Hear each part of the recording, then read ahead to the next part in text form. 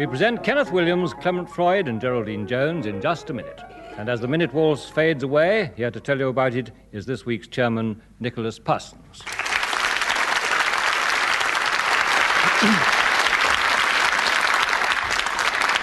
Thank you very much indeed, and welcome once again to Just a Minute. May I just remind you, for those who may not have heard the programme before, the rules. I'm going to give these three people on the panel some unlikely subject to talk about, which they know nothing about. They must then try and speak for 60 seconds without hesitation, without repetition, and without deviating from the subject. If one of the other two think that they are guilty of this crime, they may challenge them, and if I uphold their challenge, they will gain a point, and if the challenge goes against them, the person who's speaking will gain a point. I think the rest of the points will become clear as we go along, so let us start straight off with Kenneth Williams. Can you talk for just a minute on winter woolies? Starting now. Winter Woolies got this name because, of course, of the action of Monty Woolley, who used to come on dressed in this red flannelette in The Man Who Came to Dinner. Not to be confused with Monty the General, of course, who, when he arrived in his BVDs in Chongqing, found this old Chinaman who dropped dead at his feet, and he said, "Is this the usual customary greeting here, or are they suffering from malnutrition?" And they said, "No, it's because he sang 'Come into the Garden, Maud, for the black night has flown,' and she opened that delicate ancient creature's carcass, where the wax or stuffy eardrobe in order to pass the siren safely," which brings, of course, to Cinderella, who sat by the embers of the fire because she hadn't remembered to put her winter underwear on, you see. And this old witch came in, which is part of the siren business, and she said she'd give her 3 wishes, and your pumpkin turns into a carriage or a load of rats, you know, as the case may be. And the prince said, "Anyone who fits that Wellington boot on their feet will be my wife." Well, she cried, joy in the eyebold, joy to behold, and I can't really think... Oh.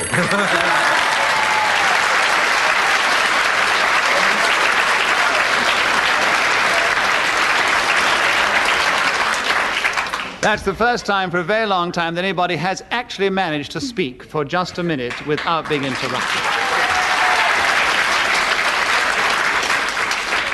Nearly all of it was completely irrelevant to winter woolies. But it was a magnificent effort, and I'm going to award Kenneth Williams a bonus point. So you start off with 2. Thank you very right much. Away, Kenneth. Bonus points, not to be Right sniffed away. at. Right, Geraldine, your chance to try and defeat the inimitable Kenneth. Geraldine Jones, will you talk for just a minute on impressing strangers starting now? The best strangers to impress are those you meet in railway carriages, preferably first-class ones, because you meet a better type of sex maniac in them. I always like to... Kenneth Williams, what is your challenge? Yes, why? We don't want a load of filth on the show. I mean, what's it got to do with sex maniacs? Wait and Kenneth see. Williams, Kenneth, we do not want a load of filth on this programme. Will you please keep quiet and let Geraldine Jones continue with her subject. Geraldine, you have 49.5 seconds left to discuss impressing strangers, starting now. The nicest thing about this is that you can pretend to be somebody completely different from who you really are. I always like to impress strangers that I am a spy, and for this reason I always travel on trains wearing dark glasses and an astrakhan collar. I also undo the heel of my shoe from time to time and extract little things that look like tiny microfilms. Everyone in the compartment looks at me very strangely, and I sort of sniff and impress them that I'm a sort of female James... Kenneth Williams. Hesitation. Yes, I think this time she was. She was Undoubtedly, she was hesitating all the time.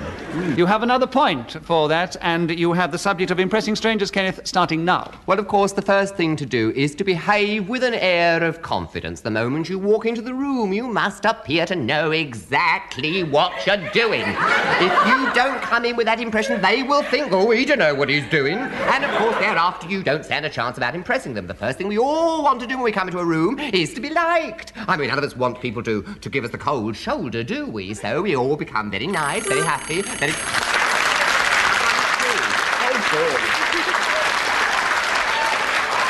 I won it, Sissy. Kenneth, it's your day. You're playing the game with a flamboyance that ill becomes you. Yes, I don't know what's come over me. Well, anyway, you've taken a commanding lead, and Geraldine has got a point. Clement has yet to score, but I have watch yet out. to speak. Look, don't worry. He can come from behind and win convincingly if you're not careful. So, Clement Freud, it is your turn to speak, and no doubt win some points. And a subject which I'm sure you can discourse on at great length, but just 60 seconds will do. Matches. Starting now. Matches also tend to be contests between people, teams, clubs, universities, or institutions. But perhaps in the first instance, the general public will think of this word in the context of pieces of wood which have a sulfuric adhesive at one end, which is struck against emery paper or similar substance. Geraldine Jones. Hesitation. I think you're right. Yes, Geraldine, you have a point. You have the subject. You have 36 seconds, and the subject is matches starting now. Matches offer an enormous amount of entertainment, whether you're making matches between your friends and hoping that X will marry Y if you can only bring them together at a suitable moment. Clement Freud. That's devious. X marrying Y. Yes, that's true. Best friends. Geraldine, nasty. It sounds very nasty, but can you qualify to make it not sound nasty for us? Well, In about 2 sentences, very rapidly. I don't like to say too much about these friends of mine, Then but I it's can assure definitely you that devious. they It's do definitely exist. devious. Yes, Clement, it's devious. You have a point, and you have, how many seconds? You have 27 seconds for matches, and you start now. Matches are not essential because it is believed that if you rub two Boy Scouts together, a similar sort of thing will happen. Geraldine. Deviation is Yes, one of matches. if your Boy X and Scouts. Y was devious, by golly, those Boy Scouts are devious. My goodness me. You have a point, you have the subject back, Geraldine. You have 18 seconds. It is matches starting now. They also make wonderful toys for very fidgety people like me. You can take a box of matches, build them into houses, strike them against each other, see if you can strike a match and hold it at the other end so that it burns along the whole way and you get a nice little black bit that doesn't look at all like the original thing you started with. You can...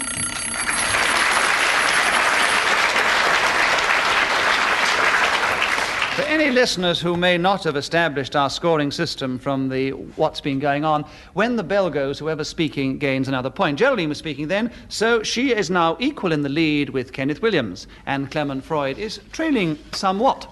Kenneth Williams, it is your turn to begin. Oh, Kenneth, after your performance in the first one, what a subject Ian Mester's thought of for this one for you.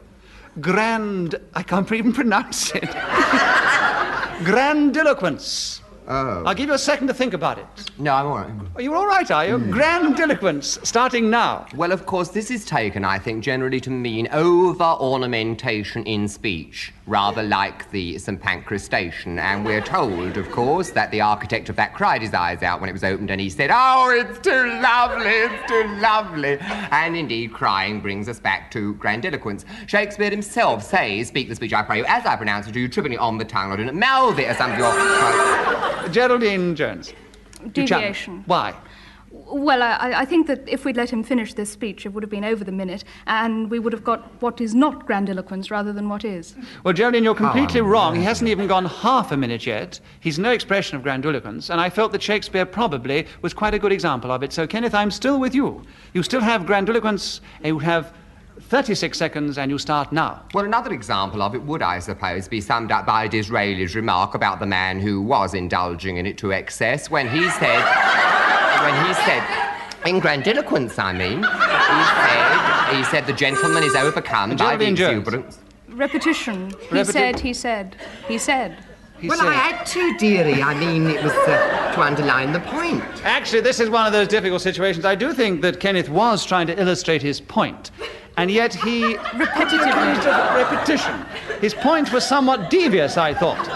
But Geraldine has challenged on repetition. Now, I'm going to put it quite clearly to this delightful-looking audience here. If you think that Geraldine's challenge was justified, will you please cheer? If you think it was unjustified, will you boo? And will you all do it now? Kenneth there with you? Yes. You have another point. You're well in the lead as well. You have 23 seconds. You have grandiloquence, and you start now. Well, you see, Disraeli did say about this, the gentleman was overcome by the exuberance of his own verbosity. And that, I think, would be... Clement Freud. Repetition. Disraeli said that. You accusing him of repetition of Disraeli? Yes. Shut up, Kenneth Williams. I said nothing. You said quite enough. You are playing to the audience. Clement Freud is trailing for once, and he'll probably soon catch up. Watch out. He has the subject of grandiloquence. Clement, you have 14 seconds, and you start now. Grandiloquence means talking rather like Kenneth Williams, only more slowly.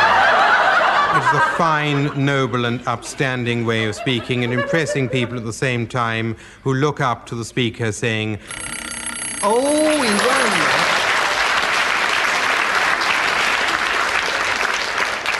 Well, Clement Freud is catching up on Geraldine Jones, who is catching up on Kenneth Williams, but Kenneth is not going to be caught up. He's still in the lead.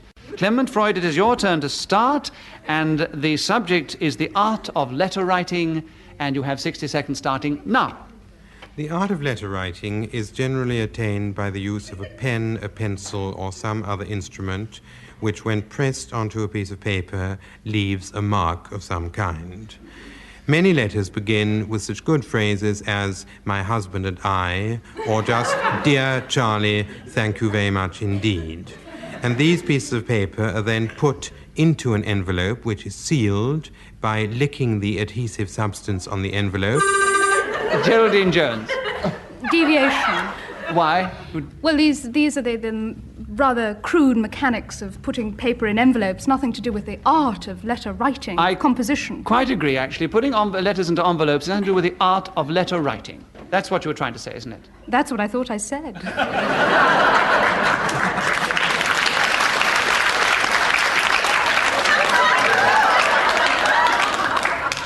Geraldine, do you want 2 points?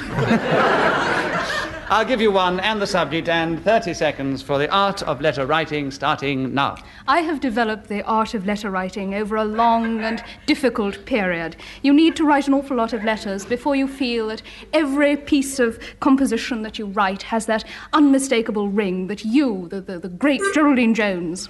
Clement Freud. Hesitation. Unfortunately, yes. Clement, you have another point. You have the art of letter writing starting... Oh, and the time. You have 16 and a half seconds starting now. The most truly artistic letter I've ever received did come from Miss Geraldine Jones, who wrote to me from the Oxford Union, and the letter was one of such artistry I shall now recite it in full. Dear Mr. Freud, I would like you very much... This was duplicated.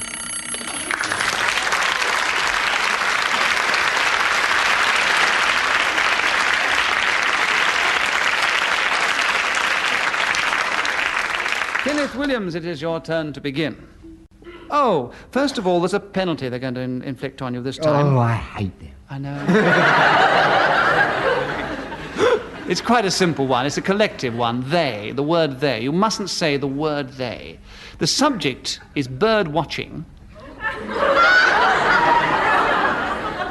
You thought about it for a second. I think it's only fair when you have to leave out the word they. You have 60 seconds starting now. Well, of course, you do need your hollow trunk. You must have a hollow trunk, and you get inside it, and you stick all these twigs and leaves onto your ear and all over your arms, so that you do look like a tree, and then possibly the birds will come right close to you. It's no good putting a load of snakes in your ear like Medusa, because birds don't go for snakes apart from eagles, and eagles aren't very often seen in England anyway. When that one got out of the zoo the other day and all those birds, got rushing...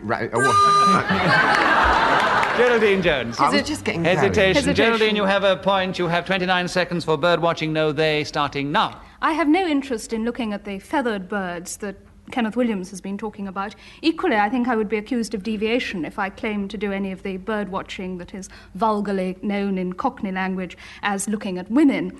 So I suppose I must just talk about something that I don't really know anything about. If you're watching birds, apart from all the camouflage that the more sophisticated bird watchers... Clement Freud. Hesitation. Yes, definite. Oh, definite. Well, I actually thought it was, but I'll tell you definitely, I think it was, but there seems to be such a vociferous audience here who want to make their feelings felt. I will give them a chance to do it again.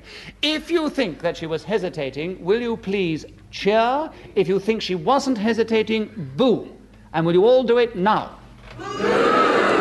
She was not hesitating, Clement Freud. The audiences are the final judge. Geraldine Jones, you have another point. You have 7 seconds. You have bird watching. No, they, starting now. Only flamboyant people like Kenneth Williams need to dress up in twigs to watch birds. Kenneth Williams. Deviation. The subject is bird watching. It's not me dressing up in twigs. I think the idea of you dressing up in twigs is very devious. I quite agree. Kenneth, you have the subject. And here we go, fellow. You have 2 seconds for bird watching, starting now. Well, in winter you get the blue tits, of course, and they're very...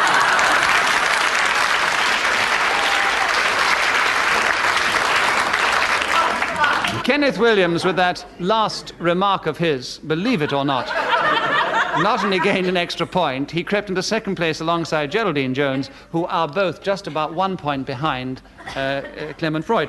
Geraldine, it is your turn to begin, and we're having another penalty on this round. The penalty is the word I. You mustn't say I in anywhere at all. The subject is humbugs. Give you a second to think about it. Humbug, 60 seconds, starting now. It's extremely difficult for egocentric people like me to talk about anything without using the word that is vetoed in this game. Humbugs, I think, are mainly... Clement Freud. I think Clement Freud. Yes, you have a point. You have 51 seconds for humbugs, no I, starting now. Humbugs are delicate sweets made of spun sugar, flavoured, as often as not, with mint. Geraldine Jones. Hesitation. Hesitation, you are right. You have another point. You have 43 seconds. Humbugs, no I, starting now. Humbugs can also be people. The sort of people that end up in Parliament saying things that they don't really mean, saying things that sound good but in fact are very specious indeed. The humbugs that... Kenneth Williams? Hesitation. Hesitation, you have a point. You have the subject. 30 seconds. Humbugs, no I, starting now. Humbugs are people, of course, who continually indulge in bigotry. They're always to be found with prejudices and nasty theories of their own which they wish to impose on everyone else, and they're to be avoided like the plague, like a load of locusts in society. And I, for one, believe in the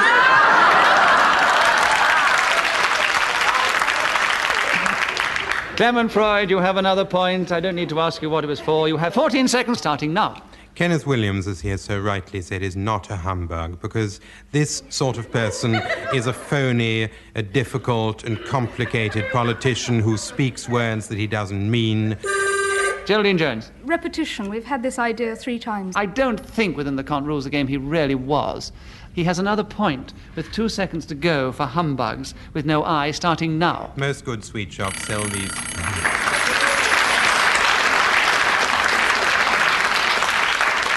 Well, from the listener's point of view, the interesting point of view, if Geraldine hadn't challenged there, probably the scores would be equal. But it does mean that Clement Freud is now in the lead with Geraldine Jones and Kenneth Williams equal second still. Clement Freud, it is your turn to begin, a subject which I feel that you can talk about with some authority, we hope so, but just 60 seconds will do. The opposite sex. Oh, and haven't given you the subject. Think about it for a second, because we're going to have a real penalty this time. You mustn't say either the word he or she in talking about the opposite sex for 60 seconds, starting now. I always refer to the opposite sex as it. I find that people prefer this to the definite article, and immensely flattered, especially when they come into a room and you turn to your guests and say, I can't remember its name, but it last came into this room wearing a skirt or dress or coat. And... Geraldine Jones. Hesitation. Hesitation, yes. We didn't know what that it was doing, did we?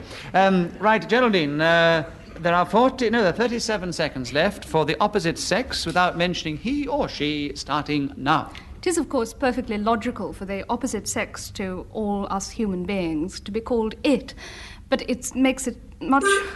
Clement Freud. Hesitation. Hesitation, yes. Clement, you have another point. You have the subject back for 30 seconds. The opposite sex, no he or she, starting now. From my own point of view, this, of course, refers to women, who are the best possible opposite sex for a man.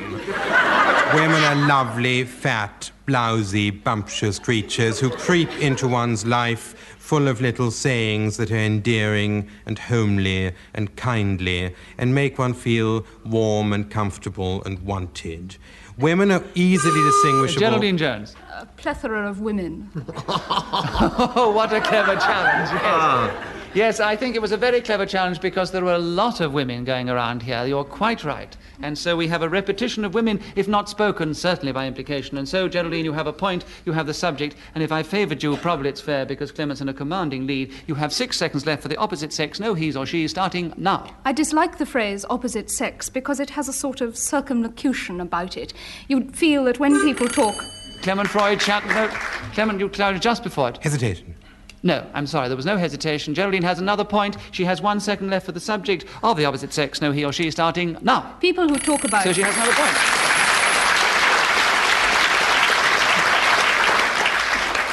Well, Geraldine, you have now managed to creep into an equal lead with Clement Freud, and Kenneth Williams is, alas, trailing a little behind. And if you've never seen Kenneth Williams trailing a little behind, you haven't missed anything. Kenneth, it's your turn to begin. Something we hope that you can tell us a great deal about, in which 60 seconds, English slang, starting now. This is not something I'm really very qualified to discuss because slang is, of course, born of laziness in speech and is generally used by people without a very large vocabulary. My vocabulary is very extensive indeed. But I suppose a good example of slang would be that Cockney rhyming practice whereby they say apples and pears for stairs and shout nolla for collar and north and south for mouth. I believe this is a common parlance among Cockneys, and they say, what you got in your north, when they mean, of course, in your mouth. And they also say, are you going up the apples, when, of course, they really mean the stairs. Clement Freud. We've had that once. Repetition. Yes, we've only had it once, though. I think within the context of the game, I think he... No, he's quite right. He's absolutely right. He's perfect. Do you want to give it to him? Yes. Oh, Kenneth, you're so generous. Kenneth Williams has given Clement Freud a point, and, of course, the subject, which he obviously didn't want. And 19 seconds, Clement Freud for English slang, starting now. Perhaps the most endearing form of English slang, as Kenneth Williams so eruditely pointed out, is rhyming slang, in which measure of speech I would like to commend to your attention happies. Now, happies is rhyming slang for flowers, coming from happy half... Geraldine Jones. Hesitation. Yes, I think there was just a mild hesitation there. With only 2 seconds left, you have English slang starting now. Contrary to what... Clement Freud. Hesitation. Hesitation. Yes, hesitation. Clement Freud, you have the subject back. You have 1 second for English slang starting... Slang? Slang? Put your thumb on your I'm sorry, buzzer. that was slang. Yes, I realized. Kenneth Williams, it's your chance. Put your finger on your buzzer. Clement Freud, you have 1 second left for English slang starting now. Any form of speech...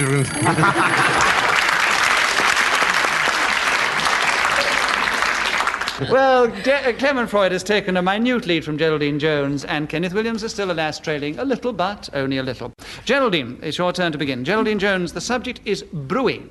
For 60 seconds, can you think? I'll give you a second. You've gone so wide-eyed with amazement. Brewing. It's rather a male subject, isn't it? But anyway, start now. Brewing tea is something I can do. Brewing beer is something I couldn't possibly do. I wouldn't really want to be able to brew beer because I think it's a rather revolting drink. Tea, on the other hand, usually gets worse the longer you brew it. It goes stale and horrible and smells. It goes darker in colour. It generally tastes absolutely...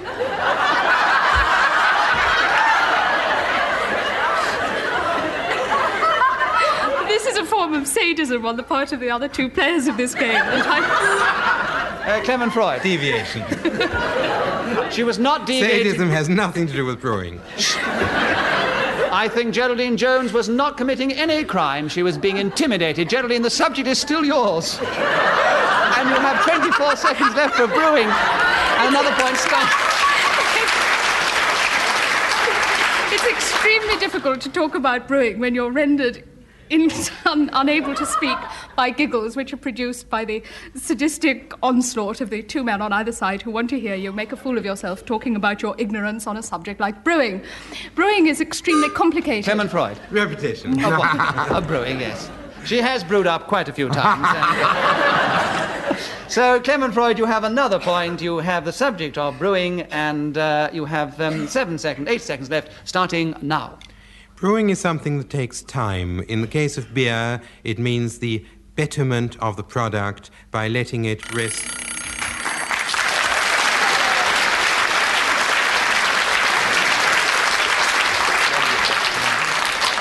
Well, that, alas, is all we have time for in just a minute. Kenneth Williams was just behind Geraldine Jones, who was just a little way behind Clement Freud, who was this week's winner.